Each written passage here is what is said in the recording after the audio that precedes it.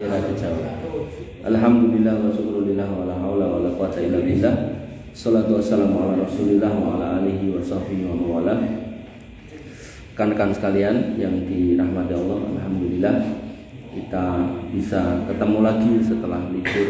Pirang bulan, Mas? Satu bunder apa satu plus? Maka kita refresh lagi materi kita terakhir, yaitu menjadi anak-anak akhirat versi Luqman Al-Hakim. Yang pertama yaitu disebutkan dalam Quran surat Luqman ayat 13, yaitu Luqman mengatakan kepada putranya, wa iqala libnihi wa huwa ya'iduhu. Dan ketika Luqman berkata kepada anaknya dalam rangka memberikan pelajaran, dia mengatakan, ya bunayya la tusrik billah inna syirka la dzulmun adzim. Wahai anakku, jangan berbuat kesyirikan kepada Allah, karena kesyirikan itu kedoliman yang besar. Jadi dilengi-lengi kok kuise metu pelajaran pertamanya yaitu jauhi kesyirikan. Kemudian yang kedua, Pak Luqman mengatakan kepada putranya, wasainal insana biwalidayhi hamalatu ummuhu wahnan ala wahnin wa fisaluhu amaini aniskurri wa liwalidayhi ilayyal masir. Diminta untuk berbakti kepada orang tua. Jadi satu apa tadi? Jauhi kesyirikan. Yang kedua, berbakti pada orang tua. Bahkan ketika orang tuanya kafir sekalipun, wa in jahadaka ala an tusyrika bima laisa laka bihi ilmun fala tutihuma wa sahibhuma fid dunya ma'rufa. Walaupun orang tuanya kafir, kita tetap diminta untuk berbakti dengan cara berbuat baik kepada yang bersangkutan. Jadi nek kafir aja kita disuruh berbuat baik, apalagi yang Islam, gitu loh. Ya, nek kafir aja kita disuruh menyikapi dengan baik, apalagi yang Muslim. Nah, maka kita dilarang yang ketiga, kata Pak Luqman, yaitu tadi dilarang berbuat syirik. Kemudian yang kedua, berbakti pada orang tua, berarti dilarang berbuat durhaka. Kemudian yang ketiga, beliau mengatakan, ya bunayya innaha taqum misqala habatin min khardal fatakun fi sahra aw fis samawat aw fil ardi ya'ti bihallah innallaha latifun khabir. Wahai anakku, sungguhnya jika ada sesuatu perbuatan sebesar biji sawi sekalipun dan berada pada batu atau di langit atau ada di dalam bumi, maka Allah akan membalasnya. Ini menunjukkan Pak Luqman mengatakan kepada putranya, jangan pernah berbuat dolim. Jadi jangan berbuat syirik kepada Allah, jangan durhaka pada orang tua, dolim pada orang tua. Kemudian jangan berbuat dolim pada siapapun. Bahkan kepada binatang pun kita nggak boleh mendolimi. Dan pada binatang mendolim itu gimana? Duwe ngon-ngon rati pakani, ngingu manuk wegah muni ra diombeni. Nah, itu keliru. Duwe ayam gitu kan, ayamnya wegah kluruk ora dipakani. Duwe kucing gitu kan, tinggal lunga ora dipakani nganti mati. Itu enggak boleh dalam Islam, ya. Kemudian yang keempat, kita diperintahkan oleh Allah Subhanahu wa taala dalam Quran surat Luqman, bagaimana pelajaran Pak Luqman kepada putranya, yaitu ya bunayya aqimis shalah, dirikan salat. Jadi jauhi kesyirikan. Yang kedua, bakti sama orang tua. Yang ketiga, jauhi kedoliman, jangan berbuat dolim. Yang keempat, dirikan sholat. Bahkan tadi pagi, saya ngisi kajian di Ngoro Tengah itu tentang surga. Jadi nyomot bab surga nih, ternyata hadisnya panjang dan di situ hadis tentang neraka juga disebutkan. Ada orang yang diadab di neraka, dikon ngelekar. Begitu ngelekar, ada seorang yang berdiri di dekatnya. Kemudian dia ngambil batu yang gede, kemudian diceblokkan ke kepalanya, dijatuhkan itu. Iku nek basa Jawane ya dikeprukkan itu. Nah, orang yang berbaring ini di tempat yang tinggi, begitu dicebloknya bruk gitu, batunya glinding dulu. Nah, orang yang nyebloknya ini ngoyak.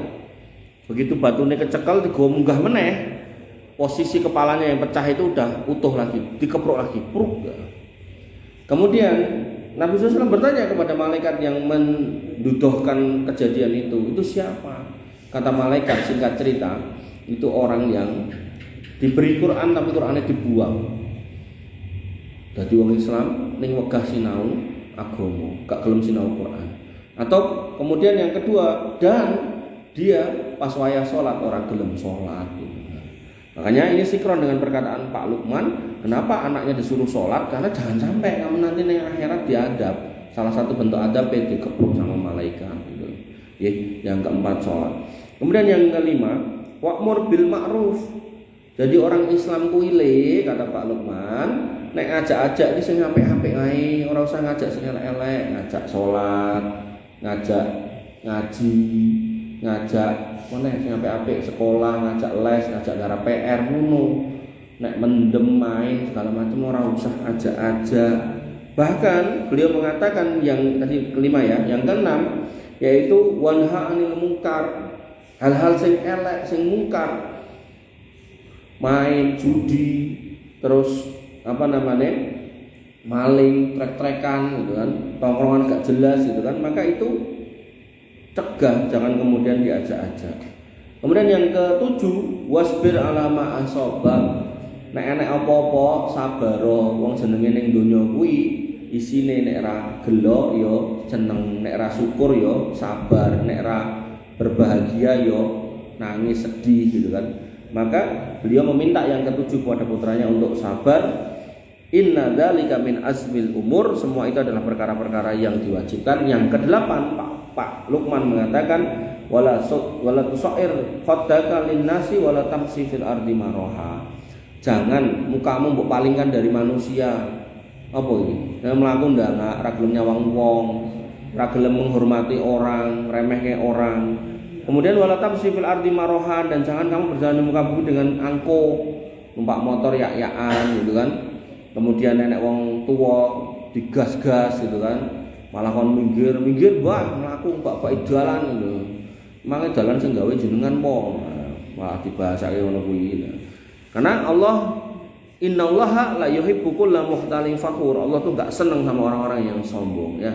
Jadi enggak seneng dengan yang sombong. Wis piro iki mau? 8. 9. Dikatakan lagi dalam berbicara waqsid fi masjika waqdud min sautik. Nek mlaku sak madya wae. Alon-alon wae, sak cukupe wae.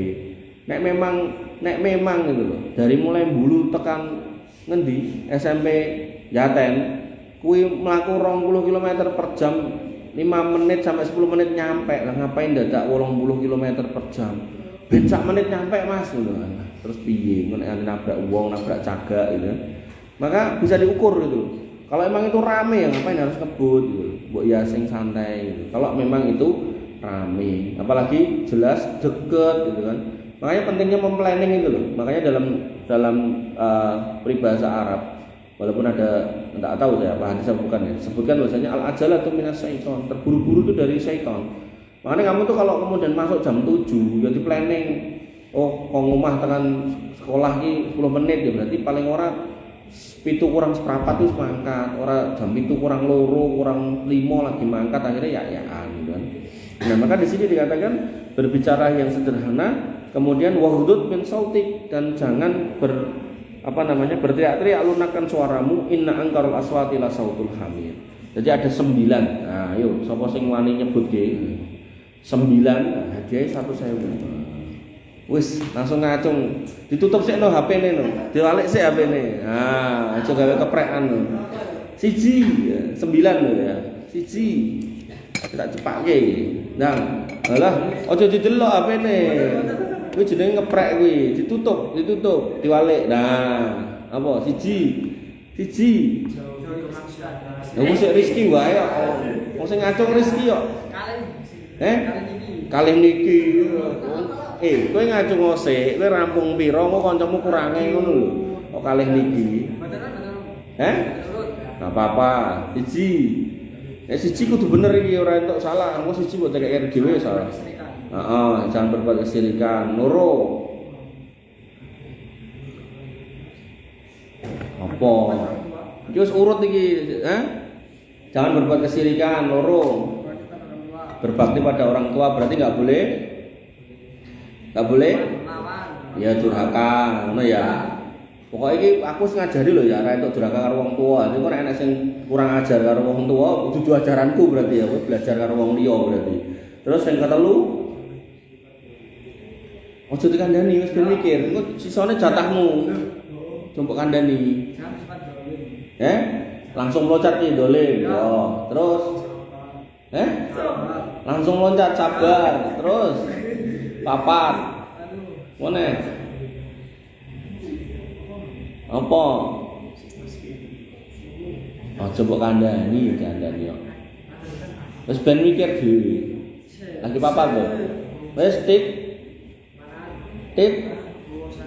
Allah. Wis rong.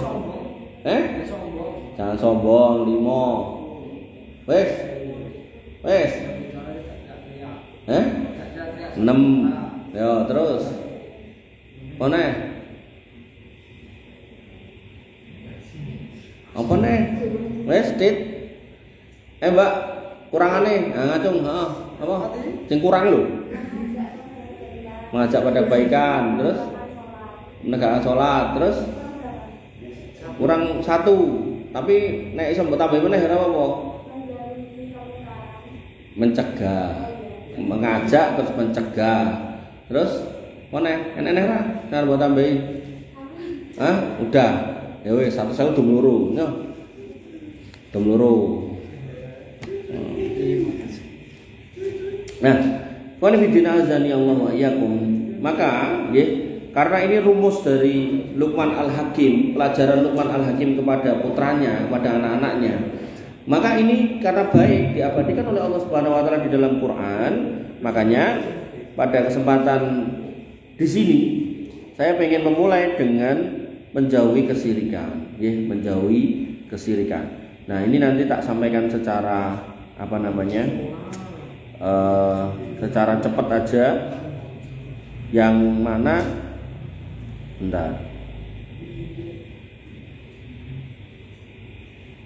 bahaya perbuatan syirik. Tak sampaikan secara cepat aja, jadi nanti maksimal sampai jam 9, yang mana nanti ada 9 kali pertemuan, syirik, bakti sama orang tua dan seterusnya sampai 9 kali pertemuan. Harapannya kamu jadi ngerti pelajaran dari Pak Luqman Al-Hakim. Dimulai dari dilarang berbuat kesyirikan. Kenapa kita nggak boleh berbuat kesyirikan? Nah, Pak Luqman tadi mengatakan inna syirka la dzulmun adzim. Itu dosa yang paling besar.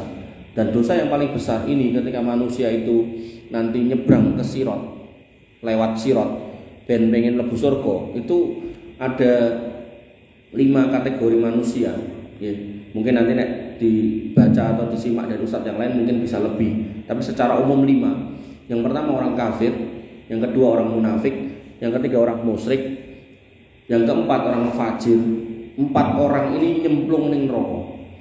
3 yang pertama kekal di dalamnya. Orang kafir gak bakal metu, orang munafik gak bakal metu, orang musyrik gak bakal metu. Nah, orang fajir ini orang yang suka berbuat dosa besar, mendem, kemudian ngapunten, berzina dan seterusnya, main gitu kan. Tapi dia masih punya tauhid, ini masih mungkin untuk dikeluarkan oleh Allah dari neraka. Tapi yang 3 di depan tadi, mbok wonge apike kaya ngopo tapi kafir, mbok wonge lomone kaya ngopo tapi munafik, atau mbok wonge ramahe kaya ngopo tapi musyrik, maka masuk neraka dan kekal di dalamnya.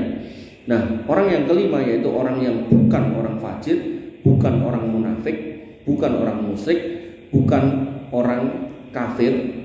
Nah, maka ini adalah orang beriman yang tulus, maka mereka kemudian bablas masuk ke dalam surga. Nah, di sini disebutkan inna syirka la dzulmun adzim, itu kedoliman yang sangat besar, karena saking besarnya maka Allah enggak mengampuni, sehingga dia kalau lewat sirat enggak akan selamat, nyemplung neraka dan kekal di dalamnya, enggak akan keluar. Sehingga di dalam ayat yang lain Nabi SAW kemudian Allah Subhanahu wa taala kemudian mengatakan innallaha la yaghfiru ayyushraka bihi wa yaghfiru ma duna dzalik liman yasha. Allah itu bisa mengampuni dosa yang lain, tapi nek dosa syirik gak akan diampuni oleh Allah Subhanahu wa taala. Makanya dalam sebuah hadis Nabi mengatakan ad-dulmu salah satu. Dolim kuwi enek 3. Pertama, dulmun la yaghfiruhu, yaitu kedoliman yang gak akan diampuni oleh Allah Subhanahu wa taala. Kemudian wa dulmun yaghfiru, dan kedoliman yang bisa diampuni oleh Allah Subhanahu wa taala. Kemudian wa dulmun la yatruku, ada kedoliman yang tidak akan ditinggalkan oleh Allah Subhanahu wa taala. Ini pertanyaan ini, Bu. Makanya dikatakan fa amad dulmul ladzi la yaghfiruhu Allah fasirku, maka kedoliman yang enggak akan diampuni oleh Allah kesyirikan. Ayatnya tadi di sini. Jadi orang-orang yang berbuat syirik, tapi kalau kemudian dia selama hidup nggak pernah minta ampun, nggak pernah bertobat, dosanya digawa mati, itu nggak akan bisa dihapus. Nggak akan ada penghapus apapun yang bisa menghapus dosa syirik. Makanya orang yang pernah berbuat syirik ini harus bertobat mumpung masih dikasih hidup. Nah, itu yang pertama. Kemudian kedoliman yang Allah bisa mengampuni. Dikatakan di sini bahwasanya wa amadul muladi yaghfiruhu fal dzulmul ibad anfusuhum fi ma bainahum wa baina rabbihim, yaitu kedoliman antara dirinya dan Tuhannya yang dia kerjakan tidak menyakiti siapapun tapi menyakiti dirinya. Wong mendem, wong madat, wong zina, menyakiti dirinya. Maka ketika dia minta ampun atau bahkan mungkin lupa minta ampun, masih mungkin diampuni ning akhirat. Tapi nek sing digawa kesirikan ora gitu kan. Ya, jadi ada dosa yang enggak diampuni, kedoliman yang enggak diampuni, ada kedoliman yang diampuni kalau kegawa mati. Nah, ada kedoliman yang ketiga yang enggak akan dibiarkan oleh Allah, yaitu apa? Fadulmul ibad ba'duhum ba'du hatta yadina li ba'dihim min ba'din, yaitu kedoliman seorang manusia kepada manusia yang lain. Jadi enek wong ngutang, wegah bayar, etok-etok lali, etok-etok amnesia. Ini sama Allah enggak akan dibiarkan tapi ditagih ning akhirat, gitu loh. Nah di akhirat ditagih, dijaluk duit, duit itu payu. Maka yang dijaluk pahalanya, pahala orang yang dolim diambil dikasihkan kepada orang yang terdolimi. Ketika kemudian yang terdolimi sak pirang-pirang nganti entek gitu kan pahalane, maka dosa orang-orang yang terdolimi dipindah kepada orang dolim ini. Ya, ini menunjukkan bahwasannya perbuatan kesyirikan itu bukan perkara yang ringan. Nah, saiki pertanyaannya. Sebutkan dosa kesyirikan itu contohnya apa wae ya. Contohnya apa wae ya. Ngacung. Nah. Satu. Menyembah selain Allah. Itu berarti wong kafir berarti. Menyembah selain Allah. Syirik kok. Apa wae? Nek menyembah selain Allah ya wis kafir berarti. Wis kuwi ora apa? Hah? Apa? Mempercayai apa nih? Menduakan Allah. Ya menduakan Allah artinya syirik. Contohnya menyembah berhala ya wes apa-apa. Terus siji loro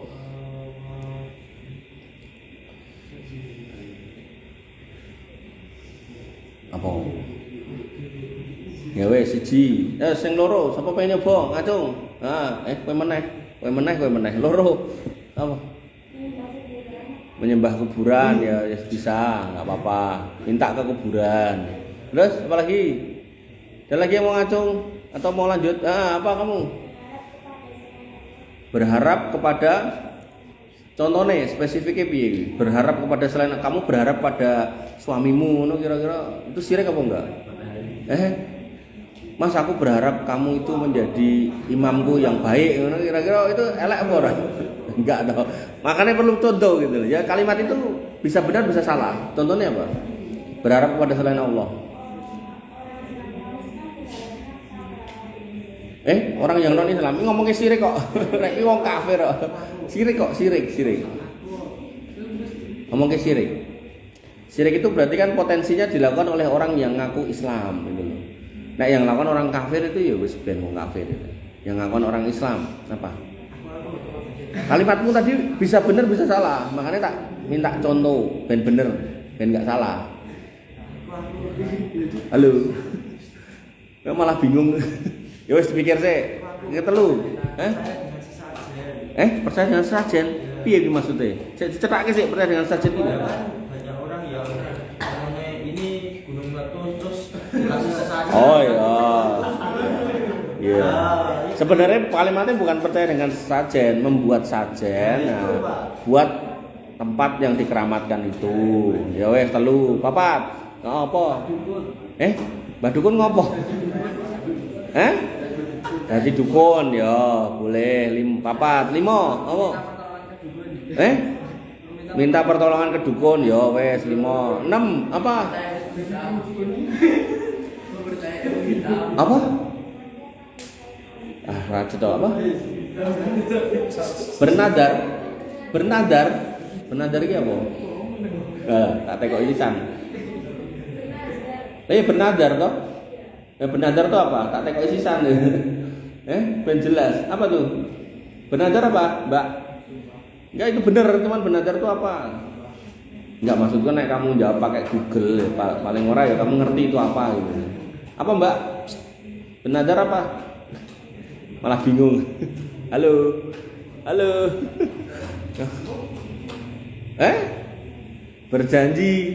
Berjanji kepada selain Allah piye iki maksudnya? Wes ganti 6. Ayo sama. Apa? Percaya ilmu hitam. Piye kuwi? Ilmune gambar nganggo ireng-ireng ngono. Atau ngaspal atau gawe areng. Yang jelas apa tuh? Apa tuh ilmu hitam itu apa? Sihir. Sihir. Ngono penak. Ilmu hitam, ilmu ngaspal, ilmu gawe areng. Ya. Ya oke, 6, 7. Dileng-eleng ya, tadi saya jawab sapa wae. 7. Ada yang mau nyoba apa mau? Memohon pada bintang. Contohnya piye? Oh, bintang jatuh terus nyuwun ke bintang. Oke, 7, 8. Anda mau nyoba lagi? Yang di luar mau nyoba lagi? Kapok, ditekoki kapok.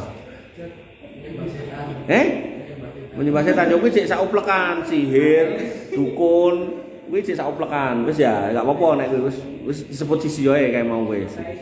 Apa? Nek ateis kafir. Wis liya. Apa neh? 8. Apa, Mbak? Berdoa pada makhluk lain. Contohnya piye? Sing bener berdoa dengan jin. Ya wes 8, 9. Ayo. Loro meneh ben 100.000 cair lho. Menggunakan jimat. Siji neh. Dileng-eleng wis jawab piro sapa? Pokoke tak serahke kok didum sing adil. Enggak boleh dolim. Apa? Bertapa? Ora, bertapa kan tergantung niate. Nabi juga berkholwat. Satu lagi. Musak pirang-pirang mosok ora iso nyebutke. Ayo. Alah, Endra. Aduh, Reza, apa? Percaya tuyul, ora. Tuyul ki emang ono. Berteman dengan setan. Ya wis. 10 nya, hidup ya. Jeleng-eleng tekoki sapa mau sing jawab. Lho itu tugasmu belajar amanah. Mau tadi kan orang enggak boleh berbuat dolim toh, jujule toh.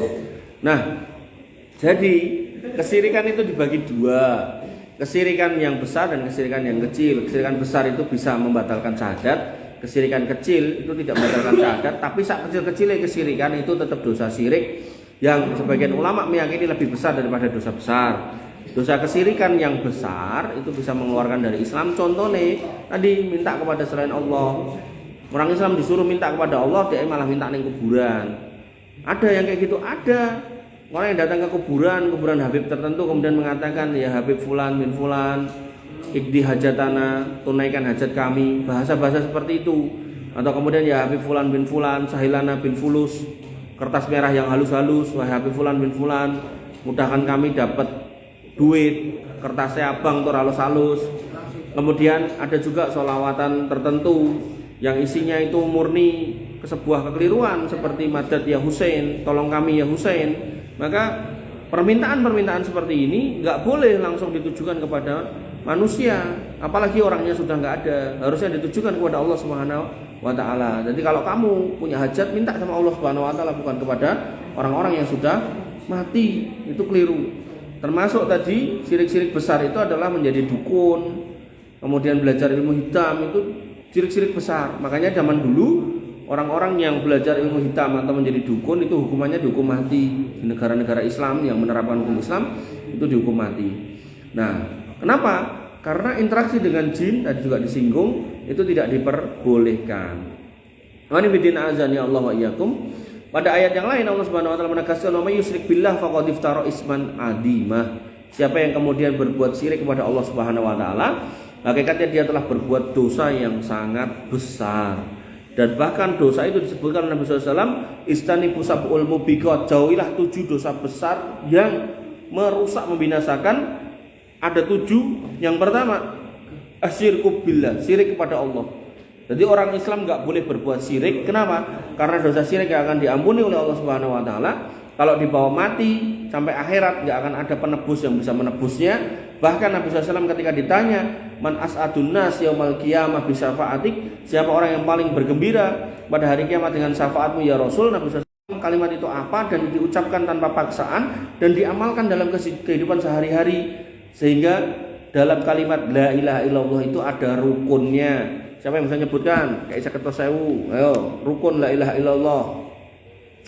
La ilaha illallah kuwi rukune. Apa itu? 1 2 tok. Sebutkan.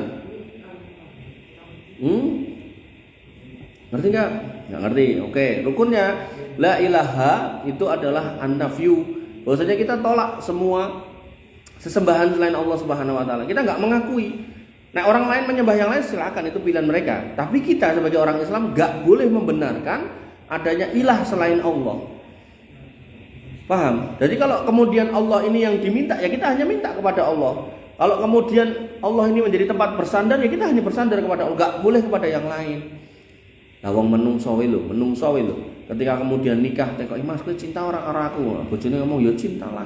Tiba-tiba bojone ngelirik, enek wong lewat ngono, mesti sing wedok ya nesu. Kok milih sak lirik to Mas? Menungso lho bisa kayak gitu. Maka ketika Allah Subhanahu wa taala sangat benci, sangat marah kepada hambanya yang ngakunya hamba Allah, wa ma khalaqul jinna wal insa illa liya'budun, ngakune hanya hamba Allah yang menjadi hamba Allah yang hanya akan menyembah Allah, ngakune ngono, kok kemudian minta pada selain Allah, ya Allah marahlah. Ketika Allah marah kemudian Allah enggak mengampuni, ya wajarlah. Allah itu Maliki Yaumiddin, yang menguasai hari pembalasan, dan enggak ada orang yang kemudian bisa menyuap Allah dengan segala macam tawaran mungkin gitu kan. Ini menunjukkan bahwasanya kita itu enggak berdaya. Sampai Allah mengatakan antumul fuqara ilallah, kowe iki wong-wong kere di mata Allah Subhanahu wa taala.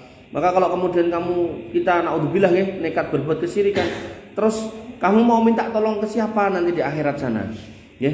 Maka Nabi mengatakan ada 7 dosa yang membinasakan. Nah, yang disebutkan yang pertama yaitu asyirku billah. Kemudian yang kedua sihir. Itu juga masuk di wilayah kesyirikan juga. Kemudian yang ketiga wa qatlul nafsil lati haramallahu illa bil haq. Membunuh orang Islam itu enggak boleh. Kemudian wa aklur riba, makan riba, wa aklul malal yatim, dan makan harta anak yatim. Kemudian wa tawalli yaumaz zahfi, lari dari medan perang. Itu wong lanang-lanang kudune nek enek jihad mangkat malah delik gitu kan. Malah apa kon ngeterke buke terke buke ning jeding, gah buk ning jeding enek kecoa gitu. Wong lanang kok diaru kecoa gitu kan. Kemudian wa qadful muhsanatil mu'minatil ghafilat, menuduh orang beriman perempuan berbuat zina, ini juga dosa besar. Ini juga dosa besar. Dan dalam bentuk gojekan juga enggak boleh loh. Kan ada Gus yang lagi viral tuh kan. Dia kemudian mengatakan, bakul es teh ngomong rapayu ya wis takdir. Ning kan ya kudune tetep kudu iso bersyukur. Es teh rapayu tapi tekan omah bojone meteng gitu kan. Wong kerep-kerepe bojone bakul es teh nek ditinggal lunga ki bojone meteng gitu kan. Maksudnya dimetengi wong liya gitu. Nah, bahasa seperti itu enggak boleh, itu namanya nuduh gitu. Nah, orang-orang yang nuduh orang lain berzina tapi enggak mendatangkan bukti, wajib mendatangkan bukti 4 orang yang melihat, kok kemudian enggak ada, maka yang nuduh ini harus dicambuk 80 kali. Ini menunjukkan menuduh orang beriman dengan kalimat-kalimat yang jelek, yang mengindikasikan itu profesi-profesi pezina atau berzina, maka itu berkonsekuensi berat. Makanya lanang-lanang ini nek duwe tutuk diatur, jangan sampai kemudian gampang misuh-misuh. Tur misuh ki sing elek itu. Dasar kowe petih misal muni ngono. Itu bahasa itu mengindikasikan profesi sebagai PSK. Nek nganti kemudian itu mbok lok kayak gitu, kamu harus mendatangkan 4 orang saksi. Nek kamu enggak bisa mendatangkan 4 orang saksi, umpama sing mbok lok itu ra trimo digone pengadilan agama dalam negara Islam. Kamu dibawa ke sana, enggak bisa mendatangkan 4 orang saksi kalau dia ini adalah seorang PSK. Dengan bahasa pete tadi itu gitu kan. Oh perlu tak cetak gitu, ora perlu toh. Nah, pete gitu kan. Nah, kamu enggak bisa mendatangkan 4 orang saksi, maka kamu akan dicambuk 80 kali, Mas gitu. Ini menunjukkan itu bukan perkara yang mudah gitu. Jadi jangan menghina seperti itu. Nah, zaman apa biyen anak Islam kok wabalah gitu. Terus tadi itu terus wong wedok cetok atau apalah bahasa-bahasa kayak gitu, hati-hati ya. Jadi jangan kemudian keluar kalimat-kalimat yang mengindikasikan tuduhan berzina, gitu. Dan itu banyak orang rusuh di rumah tangga itu karena kayak gitu. Kemudian pada Quran surat An-Nisa Allah menyebutkan wa may yusyrik billah faqad dhalla dhalalan ba'ida. Orang-orang yang berbuat kesyirikan itu sudah sesat dan sesatnya jauh banget. Jadi orang mau belok sithik belok wis kadoan. Jadi nek cara kudune nang Sukoharjo dhek malah ngalor sampai tekan Sumber Lawang. Wis genah ora bakal tekan. Ya iso tekan ngubengi mbuh kono tekan Jawa Timur ngubengi Gunung Lawu ngono sok iso yae. Tapi kan itu juga sebuah perbuatan yang sia-sia gitu. Makanya orang-orang yang berbuat kesyirikan itu orang-orang yang sia-sia hidupnya. Ngapain hidup kalau kemudian berbuat kesyirikan? Atau bahasa gampangnya bukan berarti kon mati, bukan. Maksudnya kudune nek kamu itu dikasih hidup, bersyukurlah dengan tidak berbuat syirik gitu loh.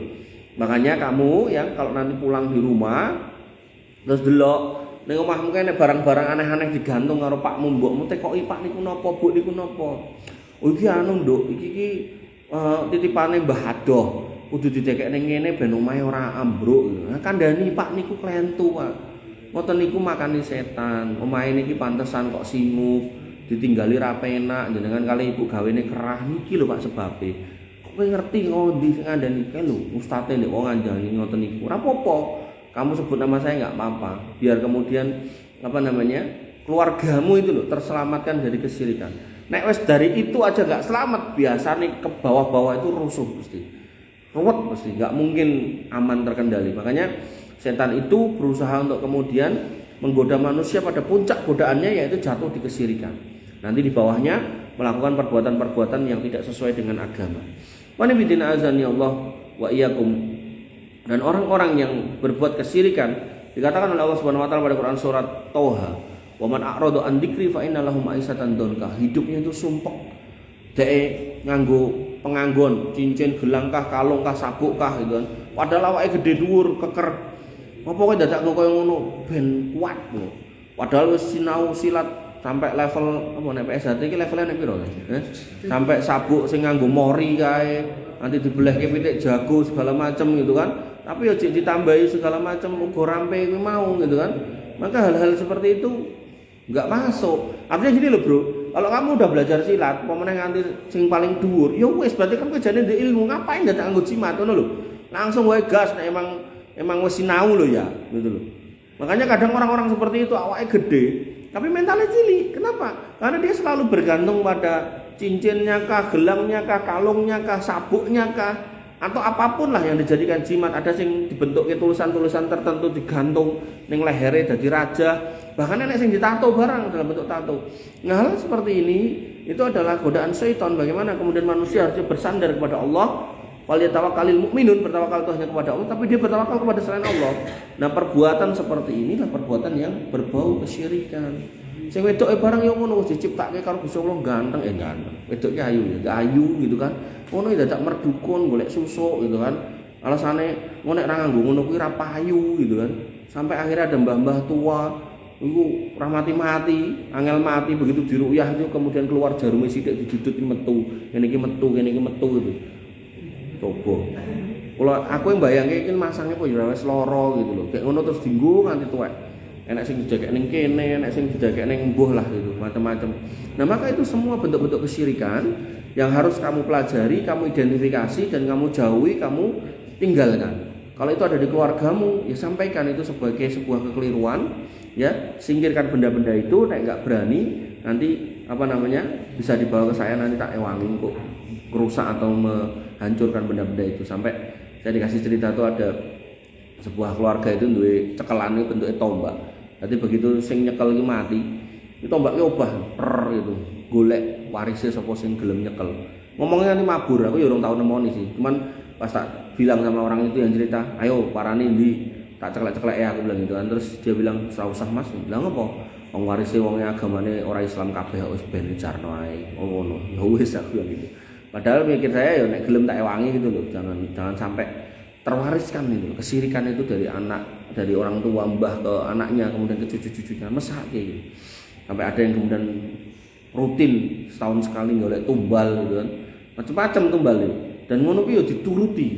Sampai ada dulu di Riau atau di mana itu, cah enom, cek enom sak umur-umuranmu itu. Pengen guru ilmu hitam mau disebut ilmu hitam tadi. Disyaratke, syaratnya apa jan? Kon nglumpukke titite wong.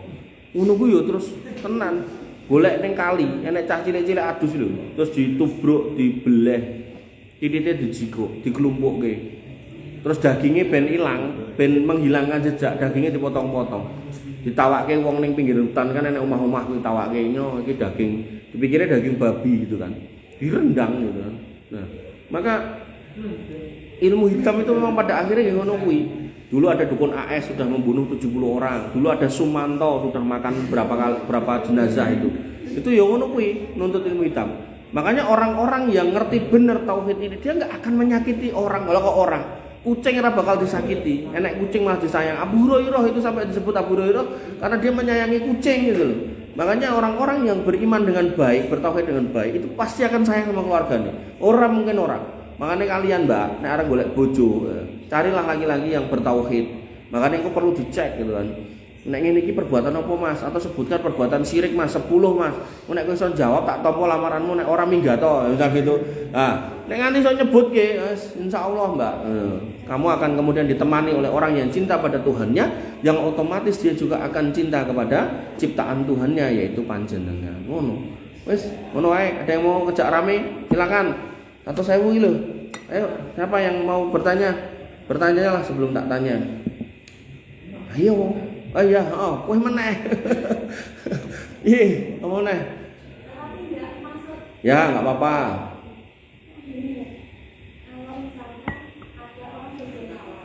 Salah. Heeh. Heeh. Heeh.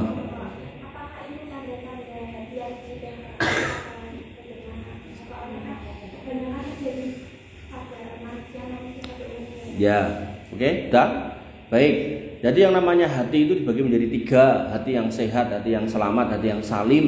Kemudian yang kedua hati yang sakit, hati yang marid, hati yang penyakitan, atos. Nah, kemudian yang ketiga yang paling parah hati yang mati. Nah, tipe yang kedua yaitu hati yang sakit itu sok-sok cek mau menerima nasihat tapi sok-sok ya wegah. Nah, yang paling parah yaitu hati yang sakit itu udah keras sekali. Itu orang-orang yang sudah nggak mau menerima nasihat. Nah, orang-orang seperti ini disifati oleh Nabi SAW. Ya, apakah kamu tahu apa yang disebut sombong? Nah, para sahabat mengatakan tidak tahu. Allah wa Rasulullah alam. Kemudian Nabi mengatakan al-kibru batarul haq wa ghamdun nas. Yang namanya sombong itu batarul haq, menolak kebenaran. Dikasih tahu yang baik gak mau, marah-marah. Wa ghamdun nas, dan ngeremehke. Ya, misal kamu nih, terus ada adikmu, misal adikmu SD atau SMP gitu kan. Ngomong, "Mas, ayo sholat." Cerewet cah cilik ngongkon-ngongkon. Nah, padahal walaupun dia cah cilik, dia ngajak sing becik kon sholat kan. Nah, maka orang yang punya hati yang selamat, hati yang baik itu kalau masih mau menerima nasihat. Tapi nek wis gak gelem dirung kandhani piye-piye ra gelem, nah, itu orang yang hatinya keras. Keras di sini bisa keras banget itu mati, atau setengah keras yaitu sakit. Ya, orang-orang yang sudah dalam posisi sakit harusnya segera berobat. Cara berobatnya salah satunya bermajelis ilmu. Karena majelis ilmu akan mengangkat kejahilan. Makanya kamu ya tahu, walaupun cah gampangane jek nom, walaupun mungkin ya sosok dugal, walaupun mungkin sosok ya selengean, maka saran saya kalian tetap aja melazimi majelis ilmu, karena majelis ilmu itulah yang kemudian akan melembutkan hatimu dan akan kemudian memperbaiki dirimu dan jiwamu pelan tapi pasti tanpa kamu sadari. Insya Allah kemudian akan memudahkan hidayah datang kepada hatimu, dan itu kemudian yang akan menjaga kamu nanti di hari tua. Tapi nek dijak ngaji swegah gitu kan, angel gitu kan, alasan rono rene gitu kan, ya yang ada malah kemudian mungkin Allah kemudian akan memberikan cobaan untuk kamu, mungkin kecelakaan di jalan atau apa gitu kan. Maka lebih baik kemudian kita bermajelis ilmu gitu ya Mbak. Jadi itu hati orang-orang yang sakit ya. Di sini ben iso didom loro. Ayo. Apa? Bagaimana hukum menahan buang angin ketika sholat? Hukumnya makruh, tapi kalau kemudian nganti metu ya berarti kudu batal. Hukumnya makruh ya, menahan buang angin, buang air kecil, buang air besar dalam sholat hukumnya makruh. Jadi nggak batal ke sholat selama nggak keluar. Tapi nek kemudian keluar nanti krungu suarane atau kecium baune maka sholatmu batal. Aku ora krungu suarane Mas, ora krungu ora kecium baune tapi krasa enek sing metu ampase gitu. Ya kuwi ya batal gitu kan ya.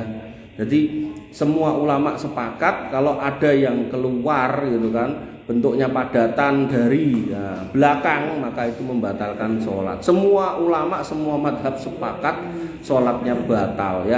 Jadi ngempet atau nahan itu hukumnya makruh, tapi kalau kemudian nganti keluar anginnya, krungu suarane atau kecium baune, atau enggak krungu suarane enggak kecium baune ning jelas enek barange, apakah cair apakah padat, maka itu membatalkan sholat. Semua madhab sepakat, enggak ada khilaf di situ. Itu nyo dom loro. Ada lagi enggak? Enak itu DJ itu. Enak 200.000 lumayan. Sama tuku bakso. Apa Riz? Nah, Reza, apa Reza sih? Kowe terus Reza sih. Apa? Waktu adzan salat Jumat. Adzan kedua. Nah, itu lebih baiknya mendengarkan adzan kedua atau sholat tahiyatul masjid dulu untuk mendengarkan khutbah. Ya, jadi dalam sholat Jumat itu nggak ada sholat qobliyah satu. Kemudian yang kedua yang ada adalah sholat tahiyatul masjid. Maka Nabi SAW ketika berkhutbah ada yang masuk masjid langsung duduk dalam rangka mendengarkan khutbah, kata Nabi, kum fasolli, berdiri terus sholat. Ini menunjukkan bahwasanya sholat tahiyatul masjid itu termasuk sunnah muakkadah. Jadi nek memungkinkan untuk dilakukan, lakukan. Dalam konteks sholat Jumat pun harusnya kita mendengarkan khutbah. Nabi pun meminta orang yang masuk untuk sholat dulu. Ini menunjukkan sholat tahiyatul masjid itu penting. Nah, jadi ketika pertanyaannya kayak yang kamu bilang tadi, maka jawabannya adalah sholat tahiyatul masjid. Jadi kalau kamu Jumatan atau apapun lah kamu masuk ke masjid, harusnya sholat tahiyatul masjid dulu. Aku mau lali bar nglurui terus ndelok sempol, ndelok kopi, ndelok roti lali. Jadi ini langsung lingguh. Jadi yang harus kita pahami ya, dalam sholat Jumat nggak ada sholat qobliyah, adanya sholat tahiyatul masjid. Jadi kalau imamnya lagi khutbah nggak apa-apa, masuk sholat, rampung sholat, duduk dengarkan khutbah. Syukur-syukur jenenge khutbah Jumat seminggu pisan ya tekone sadurunge adzan gitu loh. Karena ya namanya malaikat-malaikat pencatat amal itu ketika Jumat itu berdiri di pintu-pintu, kemudian begitu adzan dikumandangkan, maka dia tutup tuh bukunya. Dia duduk untuk mendengarkan khutbah. Otomatis yang mlebu ya ora kecatet gitu loh. Ora kecatet dapat keutamaan khutbah atau sholat Jumat gitu. Cuman menggugurkan kewajiban kan eman-eman. Satu lagi apa Riz? Ciri-ciri tauhid kita lemah itu seperti apa? Ciri-ciri Tauhid kita lemah. tauhid kita lemah, ayo berbuat kesyirikan. Orang yang tauhidnya lemah berbuat kesyirikan sampai ada istilah ya kadang kita sayangke ya keluar dari mulut-mulut kiai yang lagi ceramah ya.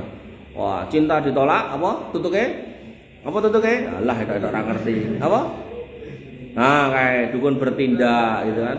Ngono kuwi disampaikan ning ceramah, ketoke lucu. Niku kleru ya. Jadi itu kleru dan kekeliruannya tuh jauh sekali. Jadi nggak boleh ya. Jadi ketika memang cinta ditolak ya jawabannya bukan dukun bertindak, cari yang lain gitu. Lamaran ditolak, cari yang lain gitu. Ya, pasangan minta pisah ya golek yang lain. Ngono loh. Jadi jangan sampai kemudian dukun bertindak lah apa jenenge sing terbaru.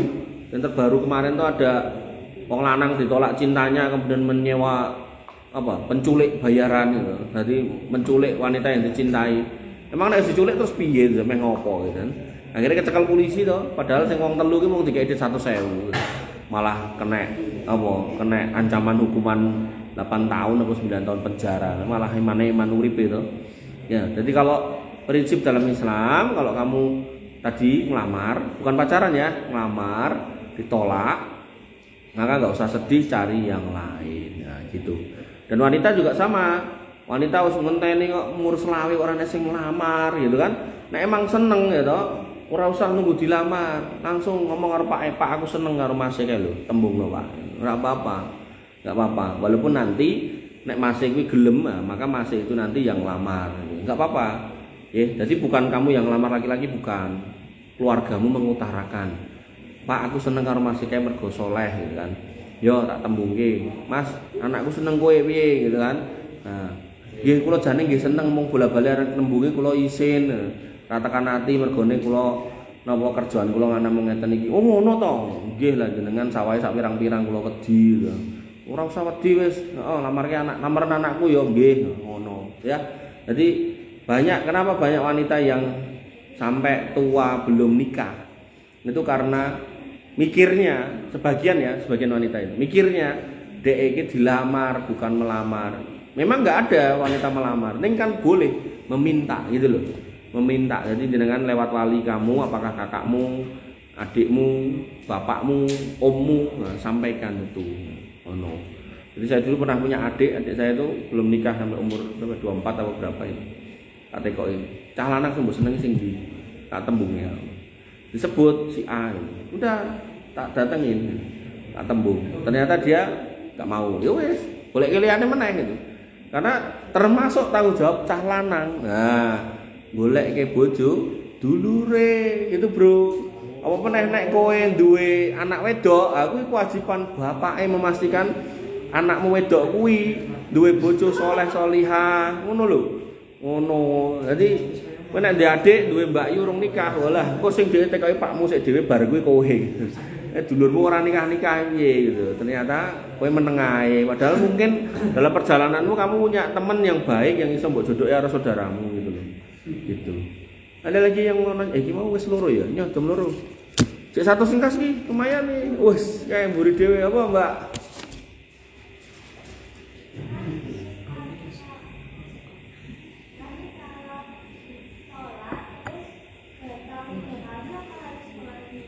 Piye, sholat batal 3 kali. Lah ngopo kok anti batal? Harus ulangi wudu, nek wudune enggak selama kamu enggak ngentut atau apa gitu.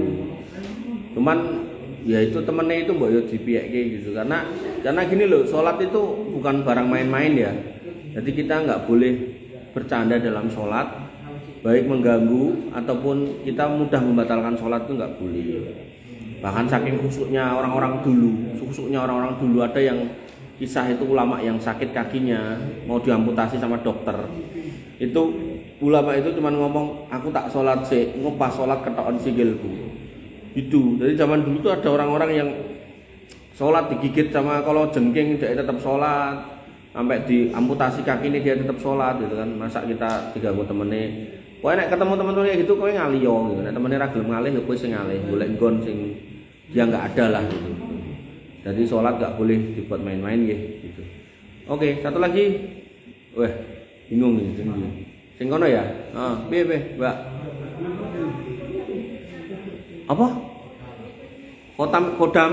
Yo nyata lah. Pertanyaannya ngono kuwi tok. Ya wis disingkas, yen didom telu kapok. Kowe apa mau? Ngetek apa?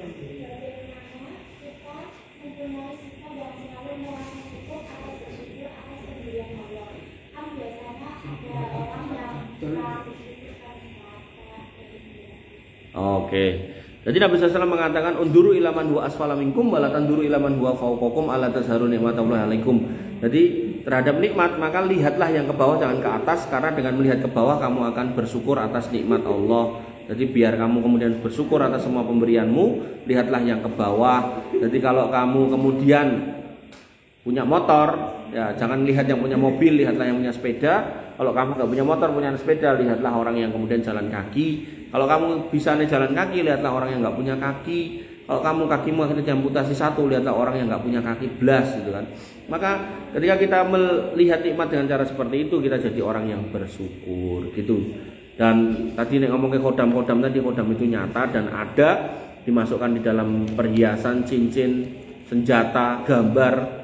Maka mereka berharap ada kesaktian yang didapatkan, tapi sebenarnya itu adalah sebuah kesyirikan yang mana dimulai dengan berinteraksi dengan syaitan.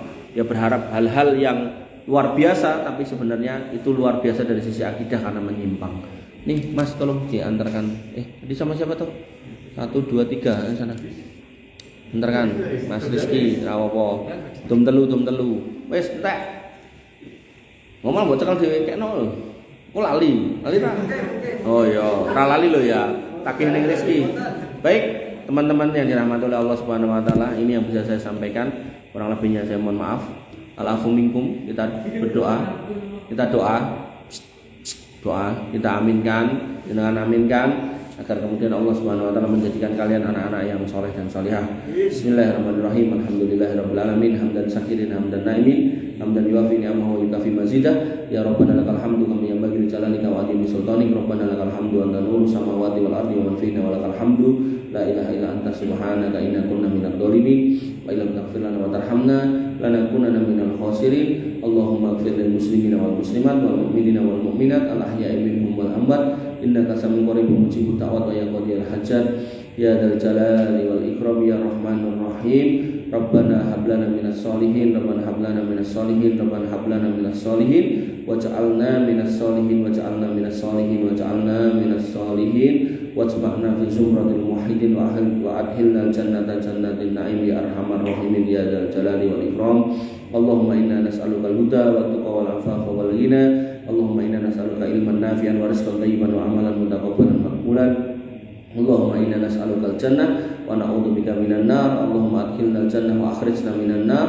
Allahumma inna na'udzubika min fitnatil mahya wal mamat wa na'udzubika min fitnatil qabri wa adzabil qabri wa na'udzubika min fitnatil masiihid dajjal wa na'udzubika min adzabi jahannam. Rabbana ya muqallibal qulub tsabbit qulubana 'ala dinik wa ya musarrifal qulub sarrif qulubana ila ta'atik. Allahumma inna na'udzubika minasyaitonir rajim. La ilaha illa anta subhanaka inna kunna minadh dhalimin wa in lam taghfir lana wa tarhamna lanakunanna minal khasirin. Allahumma inna na'udzubika min su'il akhlaq wa na'udzubika minasyirki wa na'udzubika minadh dhulmi wa na'udzubika minal kufri wa na'udzubika minan nifaq wa na'udzubika min su'il khatimah wa nas'aluka husnal khatimah wa ya khairar raziqin. Allahumma arzuqna husnal khatimah, Allahumma arzuqna husnal khatimah, Allahumma arzuqna husnal khatimah. Allahumma arinal haqqa haqqa warzuqna ittiba'ah wa arinal batila batila warzuqna ijtinabah.